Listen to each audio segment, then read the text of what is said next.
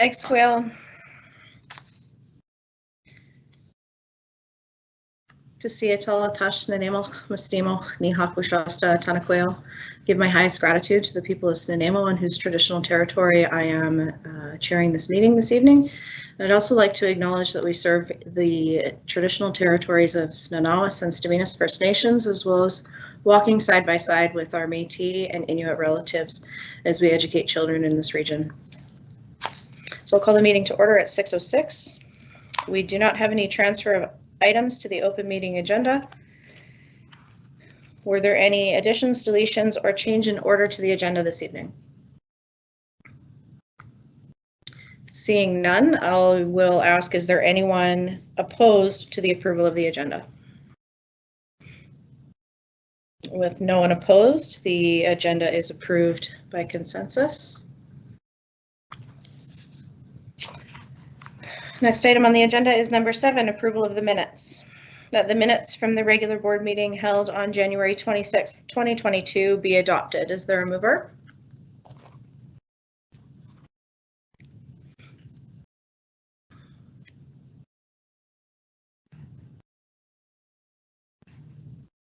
Moved by Jessica, seconded by Tanya.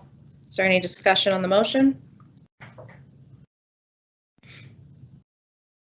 With no discussion, I'll call the question. Is there anyone opposed to the motion? Motion carries unanimously. Thank you. Section 8 on the agenda this evening is the Section 72.3 report. 8.1. That the Section 72.3 report from the closed Board of Education meeting on January 26, 2022 and the special closed Board of Education meeting on January 20th be received. Is there a mover?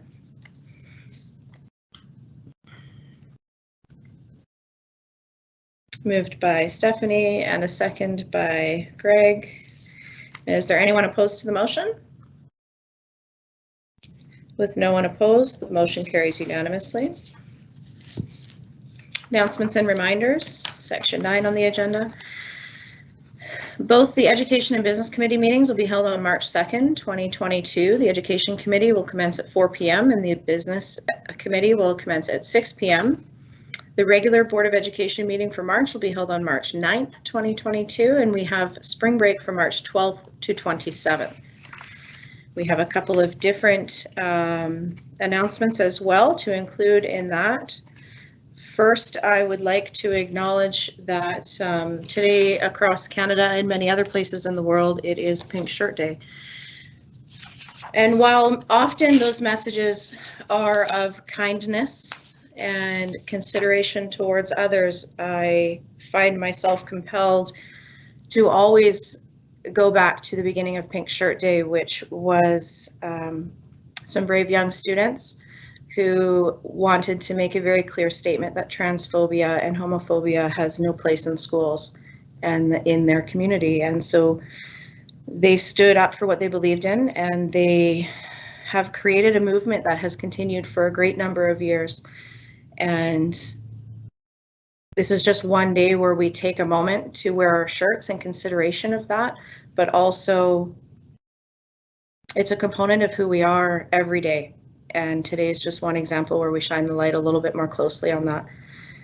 I'd also like to take this opportunity at this time to congratulate Mid-Island Métis leader and president, Joy Bremner, as one of this year's Culture and Heritage Award recipients from the city of Nanaimo.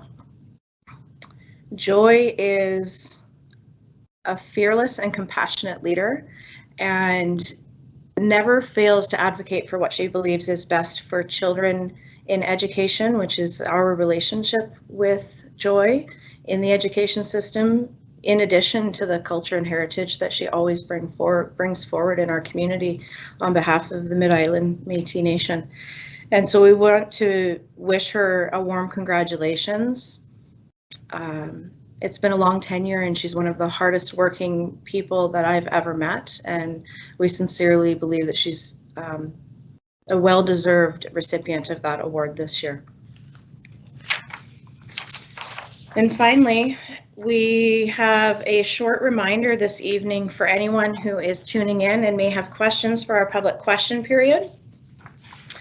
Question period is item 17 on the agenda, and it's intended to enable the public to obtain clarifying information regarding a current agenda item. Individuals wishing to ask questions of the board upon completion of the board session shall do so by typing their question in the Q&A compose box on the right side of the screen. When you're typing your question, you must include your name, address, and email address with your question. This is a component of our policy, and we require this in order to answer your question. Only questions that include the required information will be answered. Questions and responses will be included in the video of the meeting, and the meeting minutes will be a part of the public record. That moves us on to the next portion of our agenda, which is our presentation this evening. I'd like to welcome Mr. Robert Sinclair, representing Action for Canada, as our presenter this evening. Our presentations to the board, Mr. Sinclair, have a 10-minute time limit. And so as soon as you begin your presentation, I will be starting the timer. I'll give you a 1-minute warning. And at the 10-minute mark, your microphone will be muted, and we will then move to questions from the board based on your presentation. So welcome, and go ahead. Thank you. Good evening. My name is Robert, and I'm a volunteer with Action for Canada, which is a Canada-wide grassroots organization dedicated to preserving the rights and freedoms of Canadians. Tonight, I speak on behalf of the school staff, as well as members of the general public who oppose the proof of vaccination mandate and the district's demand to complete an attestation form requiring disclosure of their private medical information, to choose between vaccination, twice-weekly rapid testing, or being placed on unpaid leave. The main issues at play are: 1, the employer's right to impose a vaccine mandate versus the individual's right to bodily autonomy and informed consent. 2, the actual need for a mandate in terms of whether the current vaccines even work against the Omicron variant. And 3, rapid antigen testing concerns. So 1, the employer's right to impose a vaccine mandate versus an individual's right to bodily autonomy and informed consent.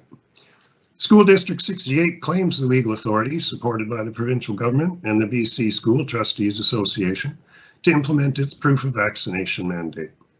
The position of Action for Canada has been made abundantly clear that vaccines are unconstitutional. Vaccine mandates are unconstitutional.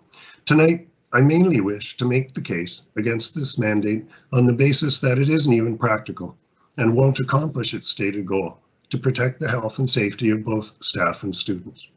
Nevertheless, it needs to be reiterated that mandating vaccinations is morally wrong because it breaches bodily autonomy.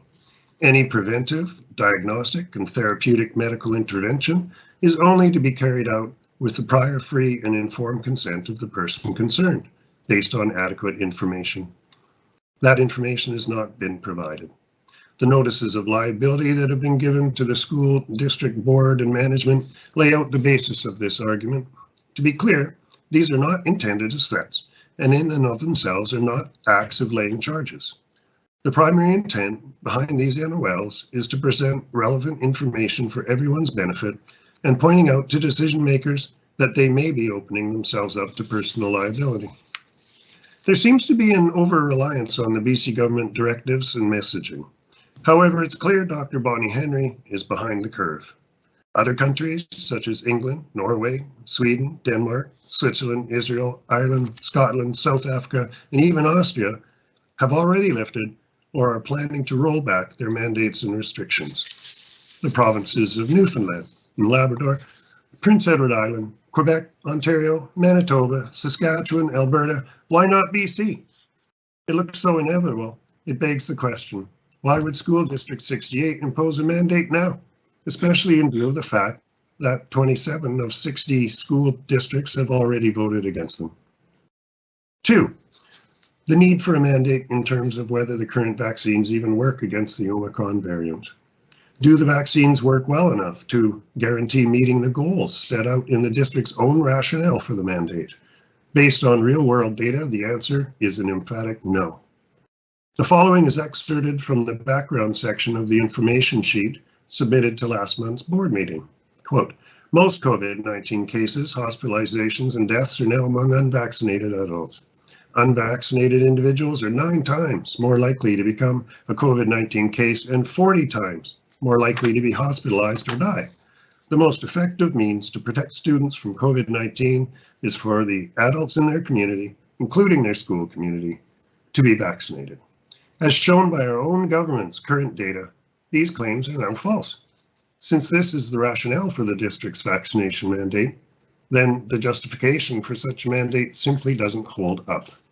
According to BC CDC data for health outcomes for January 15th to February 14th, 2022, 79% of the cases were among the vaccinated. 70% of hospitalizations were among the vaccinated. The vaccinated accounted for 61% of those in critical care, and 73% of deaths were individuals who were vaccinated. Obviously, the COVID vaccine has shown that it has failed against the Omicron variant. The facts simply don't support vaccine mandates. The COVID jabs do not prevent transmission, and vaccinated people have just as high or higher viral load as the unvaccinated, making them just as contagious, or more so. Even when the jab reduces symptoms, they do not prevent you from contracting the virus. Furthermore, large numbers of people have already had COVID and therefore have natural immunity. It isn't necessary for them to take the jab. It would be all risk and no benefit. There is no mention of natural immunity in the district's mandate policy. But the good news is that Omicron is very mild. The key is that Omicron is mild enough that most people, even many high-risk people, can adequately cope with the infection. In fact, data released February 1st, 2022 by the BC Centre for Disease Control shows that during December and January, more than 40% of patients who tested positive for COVID-19, including 60% of Omicron cases, came to hospital for other reasons than COVID and had, quote, no or mild respiratory symptoms or other reasons or other symptoms of COVID-19. Common sense says that there is no need to mandate proof of vaccination because in practical terms, there is no health or safety benefit. 3, rapid antigen testing concerns. A rapid testing option has been offered to staff who do not show proof of vaccination, presumably as a reasonable option for taking the jab. After being asked for answers to legitimate questions such as, what are the ingredients in the swabs? Or why does SD68 require asymptomatic testing of unvaccinated employees while Dr. Bonnie Henry and Island Health recommend against it? The response, in part from Human Resources, was, the vaccination attestation requirement is a legitimate workplace rule that is completely in line with labor relations principles and consistent with the board's requirements under the Freedom of Information and the Protection of Privacy Act. Given this, we do not intend to respond to your questions, except to say that the attestation is a requirement, and we expect it to be completed by all employees by February 18th. I'm pointing this out in case the trustees were not aware of it. My own research reveals the following from the Artron rapid test instructions from the BC CDC website. Quote, the result of this test should not be the sole basis for the diagnosis, and the test results should be confirmed by a PCR test. And we know the PCR test itself is unreliable. Also, quote, rapid antigen testing only provides a point-in-time result. A negative result does not guarantee an individual is not contagious. If you have recently been exposed to COVID-19, you may still test positive later once there are enough antigens in your system for the test to detect. So I ask, where is the common sense in the ultimatum to require such an invasive yet inaccurate procedure at the expense of employees' job? The same can be said of the injections themselves. There has been an extraordinary number of vaccine injuries and deaths in the year since the vaccine rollout. Where there is risk, there must be choice.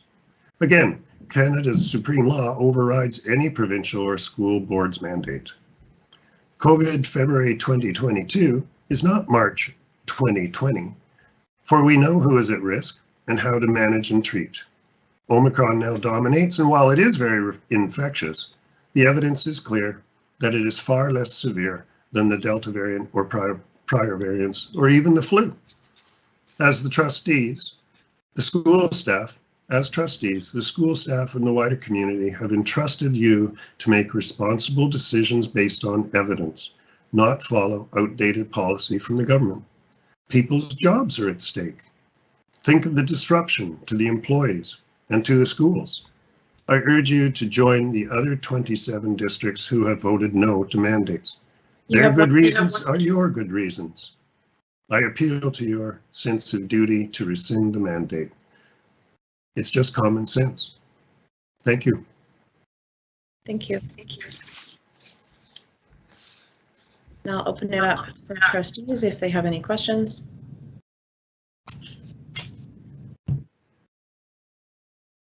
A question from Stephanie. Go ahead. Thank you for your presentation. Mr. Sinclair, you mentioned at the beginning that you were here speaking on behalf of staff. I just want to seek some clarity if you are a member of staff. I know you said you were a volunteer for Action for Canada. Are you a member of staff in NLPS? No. Okay, thank you. Thank you. Are there any other questions from trustees? Okay, so I don't have any other questions, Mr. Sinclair, so thank you for the presentation and for sharing some of your time with us this evening. Take care. Thank you. Bye-bye.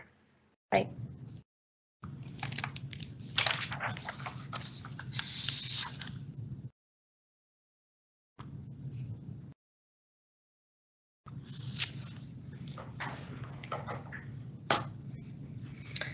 Okay, so moving on in our agenda this evening, that takes us into our correspondence section of the agenda, 11.1, a letter regarding COVID and air quality in schools. That the Board of Education of School District number 68, Nanaimo Ladysmith, refer the above correspondence to the board chair for response. Is there a mover? Moved by Trustee Higginson and a second by Jessica. Trustee Stanley, I'm going back and forth, formal and informal now. Is there any questions on the motion? Seeing no questions or discussion on the motion, I'll call the question. Is there anyone opposed to the motion? Okay, the motion carries unanimously. Thank you. 11.2. There's a number of correspondence, so I won't go through every name. However, I do want to point out that there is a frequently asked question document on the school district website regarding vaccine mandate for employees, and I recommend that people take a look at that, as it does answer a lot of the questions that have been asked of the board and of our staff. So the recommended motion is that the Board of Education of School District number 68, Nanaimo Ladysmith, refer the above correspondence to be received and filed. Is there a mover? Moved by Stephanie, seconded by Greg. Is there any discussion on the motion? With no discussion, I will call the question. Is there anyone opposed to the motion? Motion carries unanimously. Thank you. 11.3, letter from Minister of Education Jennifer Whiteside regarding childcare. Recommended motion is that the Board of Education of School District number 68, Nanaimo Ladysmith, refer the above correspondence from the Minister of Education to be received and filed. Is there a mover?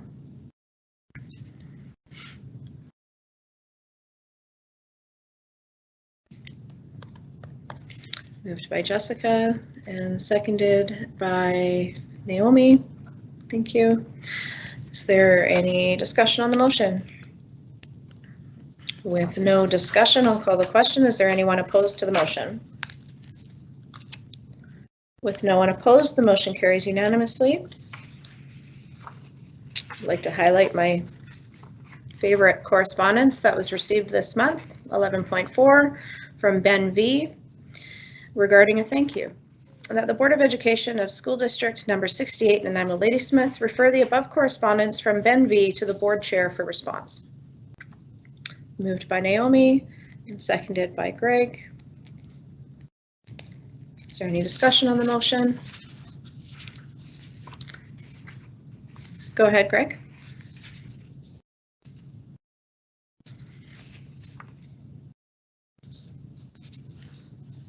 You're muted, Greg. Is that better?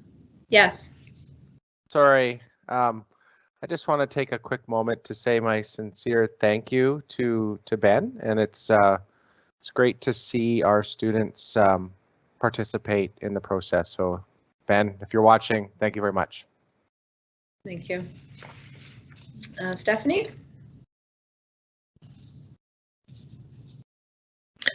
Thank you. I don't know why I have pink bubbles behind me. I will have to sort that out. And I don't want to sound like a curmudgeon because this made me smile so much. I loved it. I love the inclusion of it. I'm just wondering, it says Ben V. Is that we have redacted his name and we do have the appropriate information? Okay, thank you. I just think that's important to note to the public that we have the appropriate information necessary to make this meet the threshold of board correspondence. Yes. Thank you. Thank you. Perhaps I'll expand on that and say that it was received via old-fashioned postal mail, and we do have an appropriate address to be responding to this student. So his response will be going out soon. Is there anyone opposed to the motion? With no one opposed, the motion carries unanimously. Thank you. Moving into committee reports, the first up is the business committee. Greg, 12.1.1. Thank you. So we have a few motions this evening, and you're probably going to get tired of listening to my voice by the end of them, but that's okay. So the first one's regarding the long-range facilities plan North End consultation, and it reads as follows. That the Board of Education of School District number 68, Nanaimo Ladysmith, direct staff to initiate a consultation process with respect to addressing capacity issues with potentially impacted communities in the north end of the district and report back to the board with recommendations and next steps for the board to consider. Thank you. Do I have a second on that motion?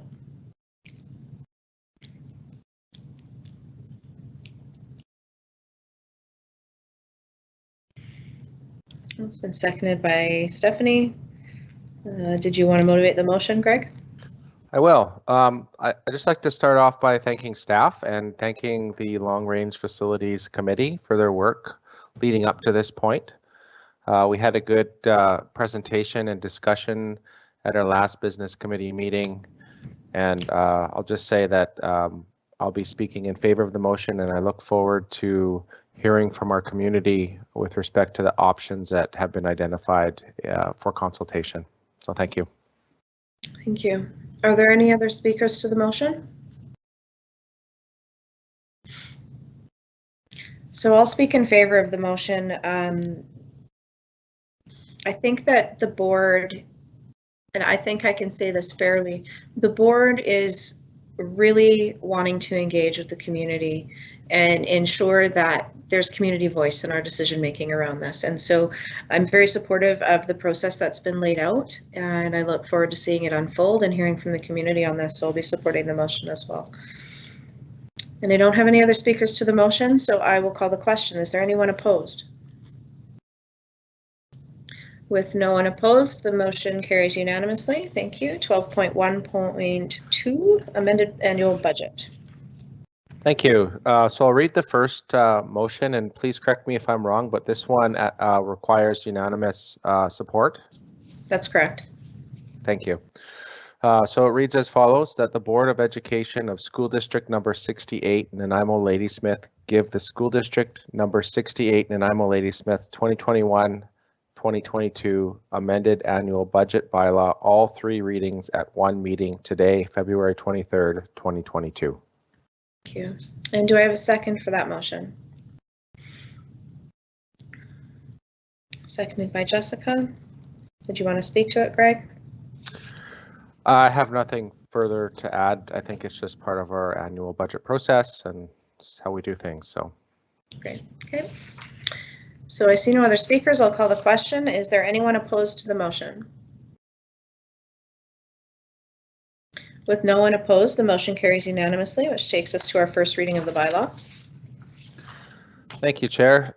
So I'll do my best here. Hopefully I don't get my tongue twisted too badly. A bylaw of the Board of Education of School District number 68, Nanaimo Ladysmith, call the board to adopt the amended annual budget of the board of the fiscal year 2021-2022 pursuant to section 113 of the School Act, RSBC 1996, C412, as amended from time to time, called the Act. Number 1, the board has complied with the provisions of the Act respecting the amended annual budget adopted by this bylaw. Number 2, this bylaw may be cited as School District number 68, Nanaimo Ladysmith amended annual budget bylaw for fiscal year 2021 and 2022. Number 3, the attached statement 2 showing the estimated revenue and expense for the 2021-2022 fiscal year and the total budget bylaw amount of $188,973,940 for the 2021-2022 fiscal year was prepared in accordance with the Act. Statement 2, 4, and Schedules 1 to 4 are adopted as the amended annual budget of the board for the fiscal year 2021-2022. Read a first time this 23rd day of February 2022. Great, thank you. No tongue twisting happened. Good job. Do we have a second on that motion?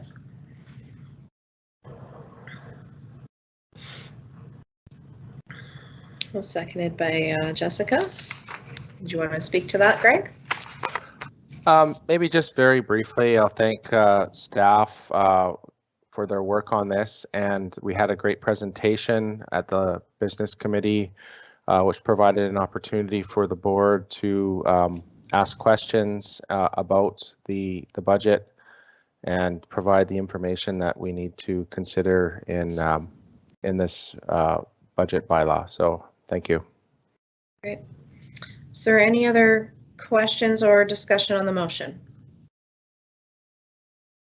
Seeing none, I'll call the question. Is there anyone opposed to the motion? The motion carries unanimously. Thank you. So we have a second reading. Is there anyone that wants to pull that up, or are we just putting Greg on the spot all night? I have it here if it's handy. Yeah, go ahead. Okay, thanks. A bylaw of the Board of Education of School District number 68, Nanaimo Ladysmith, called the board to adopt the amended annual budget of the board of the fiscal year 2021-2022 pursuant to section 113 of the School Act, RSBC 1996, C412, as amended from time to time, called the Act. Read a second time this 23rd day of February 2022. Thank you. And a second on the second reading?